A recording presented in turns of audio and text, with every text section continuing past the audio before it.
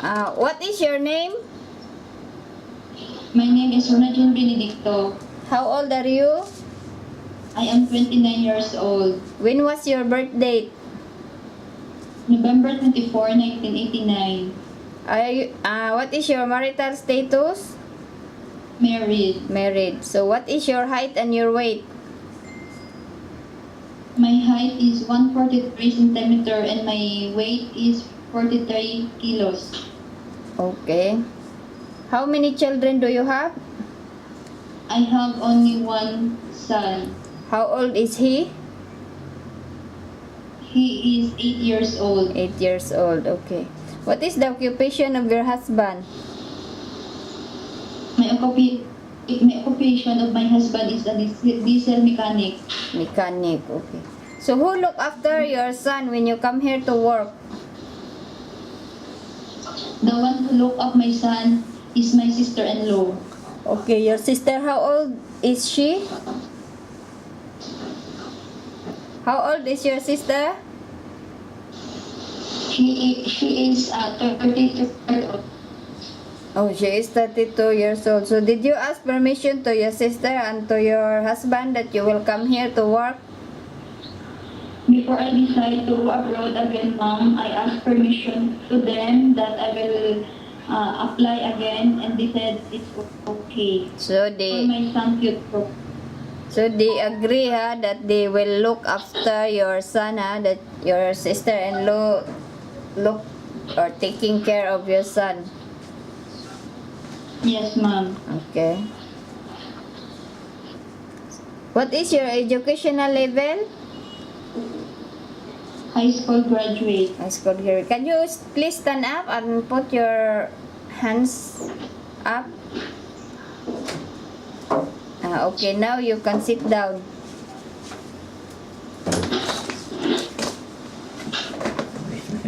Why you want to come in Malaysia to work? What is your purpose? I want to come in Malaysia because I know Malaysia is good and better country. Okay, Malaysia is good and better country. So, can you tell me your working experience as a domestic helper in Philippines? Do you have experience in Philippines? Yes, ma'am. I have already experience here in the Philippines. Where in Philippines? In Manila, ma'am. In Quezon City. How many years? I work as a housemaid here in Philippines at Quezon City as 2 years. 2 years. From what year to what year? 2006 to 2007. 2006 to 2008. 2008. Okay, what was your job there for 2 years in Philippines? My work as a mom. Sometimes I am the one again doing household chores, allergy. Okay, household work. Do you look after children there or after old people? No, ma'am, because they are only 2 couple. Oh, you work only for a 2 couple. How old are they? 56 and 58. 56 and 58. Yes, ma'am. So you do only household work and do the cooking. Yes, ma'am.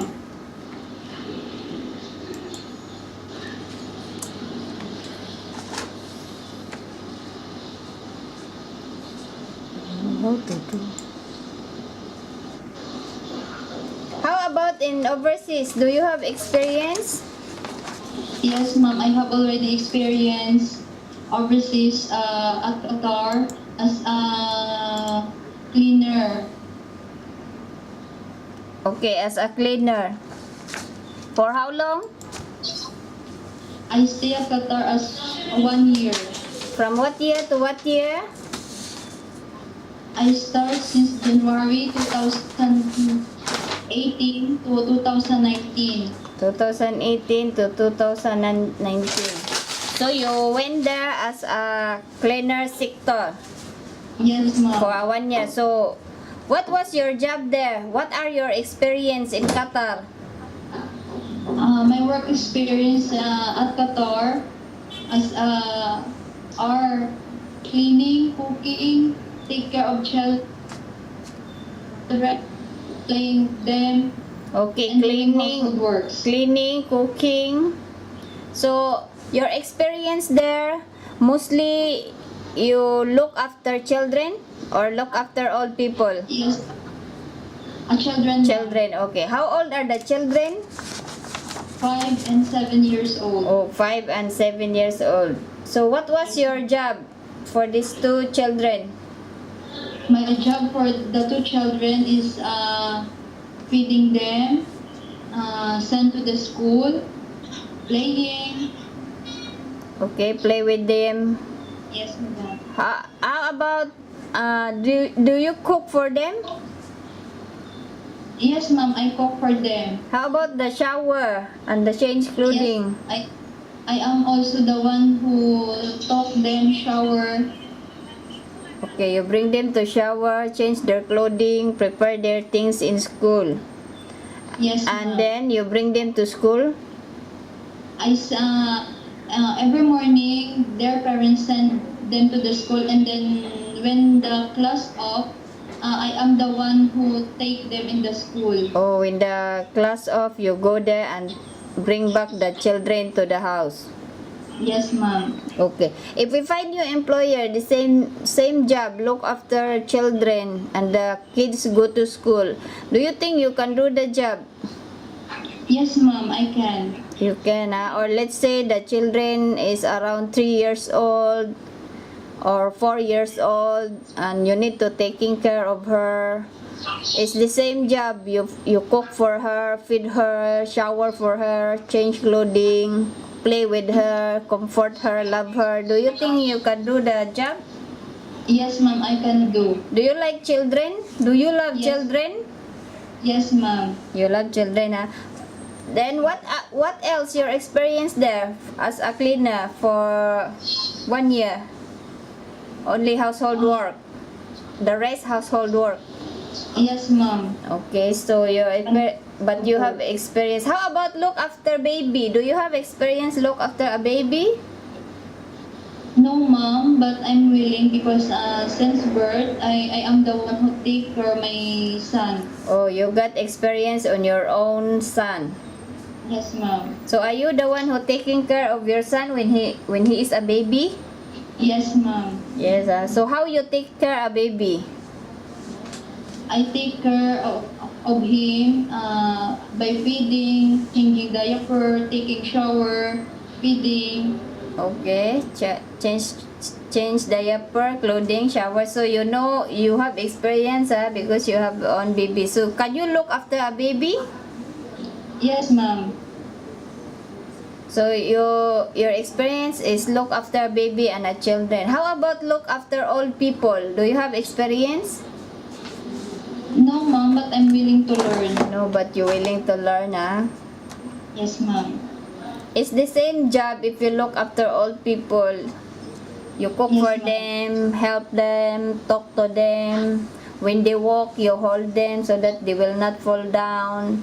You Yes, help ma'am. them to take their shower, change their clothing. Do you think you can do the job? Yes, ma'am, I can do. You can do, Okay, when you come here in Malaysia, we have 3 types of employer here, Indian, Chinese, and Malay. Can you work with any nationality? Yes, ma'am, I can work. You can work, no problem, You can work Indian or Chinese or Malay, Yes, ma'am. So, when you come here in Malaysia, you have a once a week off, but not necessary a Sunday, It can be any day. Yes, ma'am.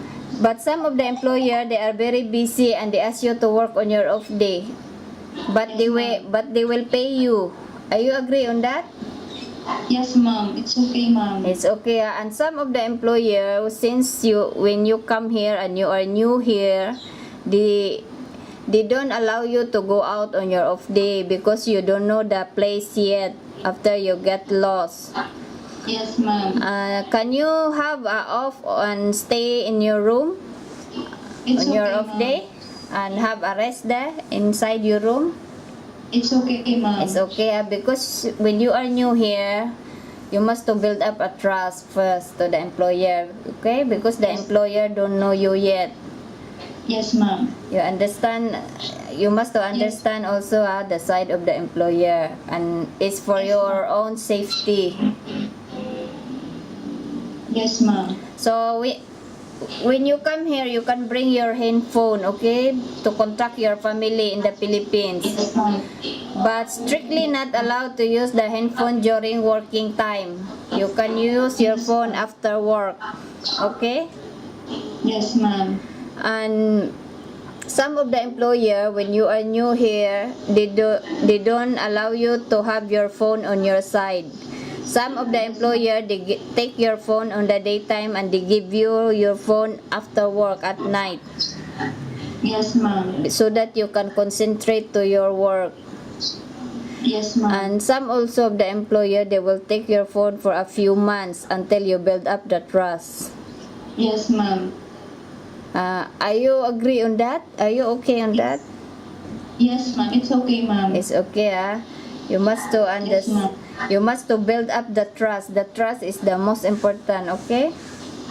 Yes, ma'am. So, did you understand about the off day and the handphone? Yes, ma'am. I understand already, ma'am. Is it clear on you now?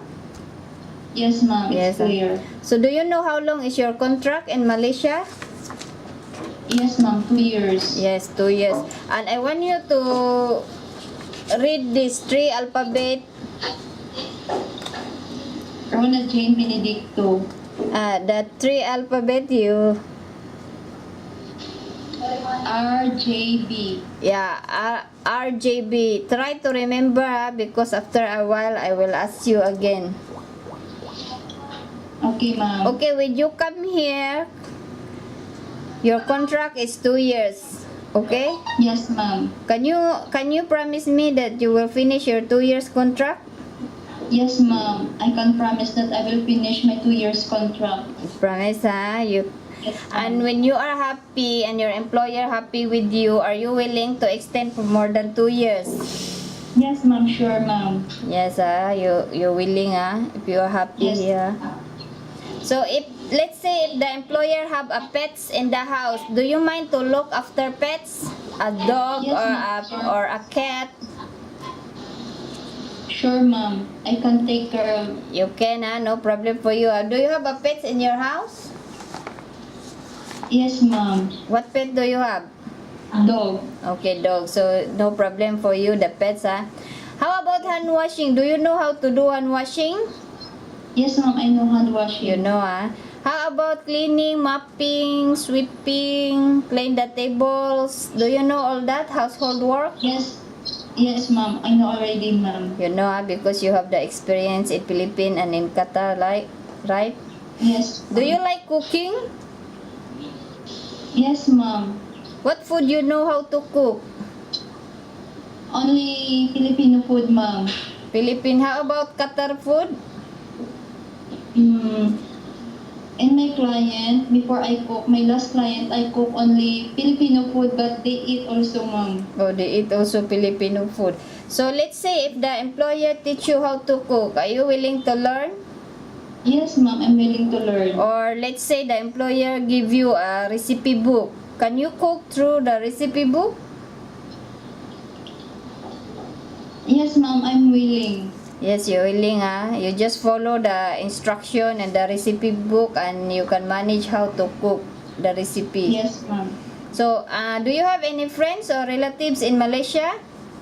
No, ma'am. No, So, can you promise me not to bring any friends or relatives in your employer house? Yes, ma'am. I can promise you. Yeah, you cannot bring anybody in your employer house, Yes, ma'am. Are you afraid to be alone in the house? No, ma'am. No, No. So, can you follow the instruction and obey the rules of the employer? Yes, ma'am. Yeah, you must to follow the rules and obey the instruction, Yes, ma'am. Can you eat vegetarian food? Yes, ma'am.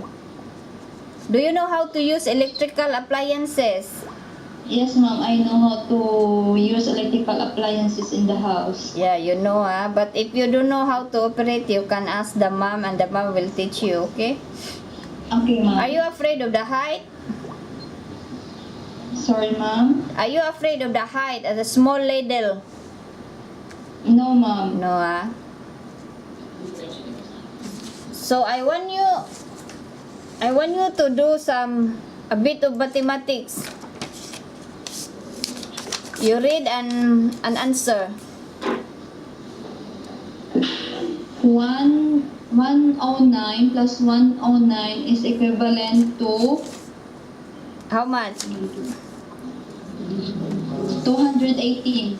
Yeah, correct. How about this one? 109 minus 101 is equivalent to 108. No. Again? 8. Oh, yeah, 8. 109. Correct, 8.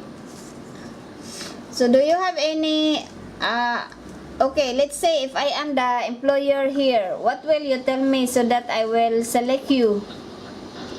Good afternoon, madam. I am Rona Jane Benedicto, 29 years old. No, tell me something good about yourself.